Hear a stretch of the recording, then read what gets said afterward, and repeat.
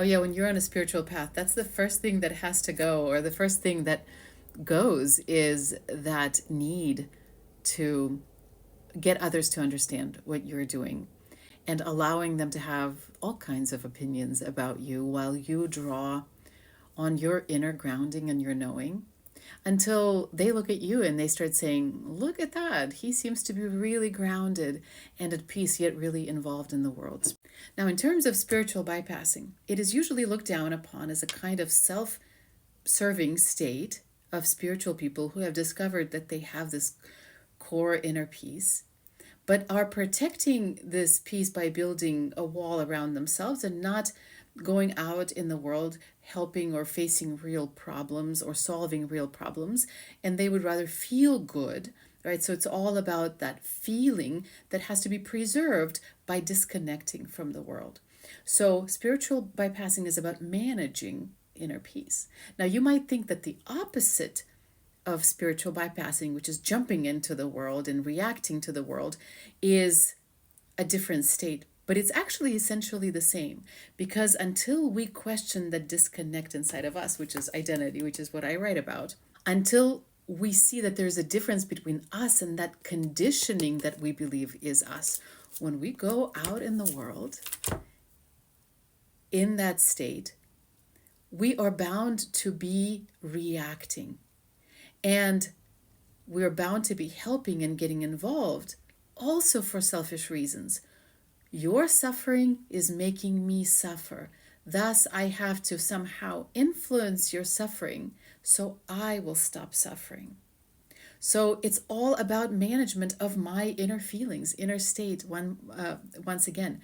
Now, there's a third option, and this is what I often talk about in identity work. If there's two options, we're caught up in duality. That means we are identified with a part of that duality somewhere.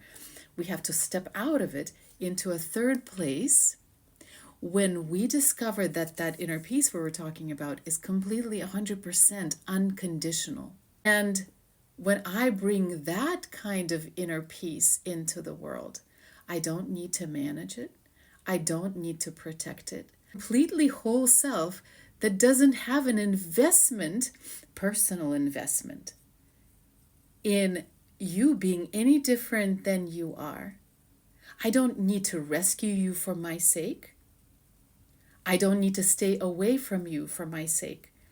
What it means is that I can be present with you and I can see how to alleviate your suffering or how to allow you to go through your suffering.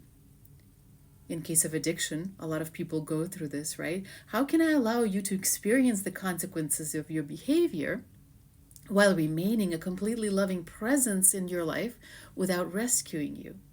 Now, in a codependent state, when I'm still merged with my own identity, I'm going to be rescuing you because your suffering is making me feel bad. So it's all about me. If I'm free from that, I can be in the world. I don't have to hide from the world.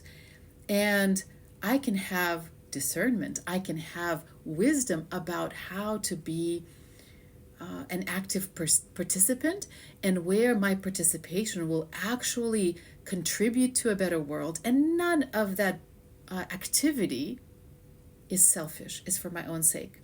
And on the flip side, when I need rest, when I need peace, when I need to go to a yoga studio and smell my essential oils, I am not anxious that I'm disconnecting from the world.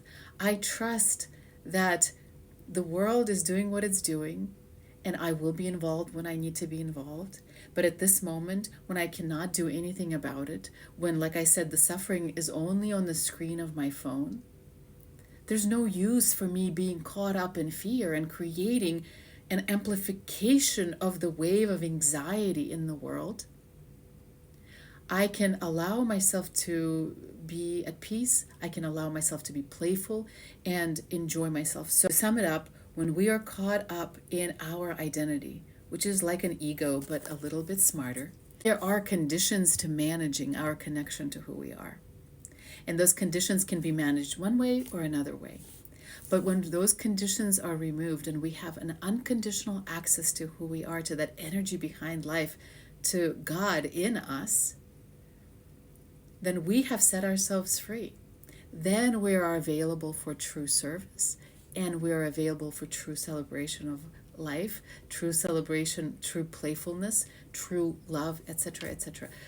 And the process that I created in the book that I wrote is directed at removing that separation, that mask from who we truly are, so our life can start being about creativity, true change, true help, true wisdom, as opposed to a kind of self centered way of being, whether we are fully involved in rescuing and reacting, or we are separating ourselves into some bubble that we do not want to be bothered with the world that we have co created and we should be involved in. Check it out, it's available here on TikTok Shop.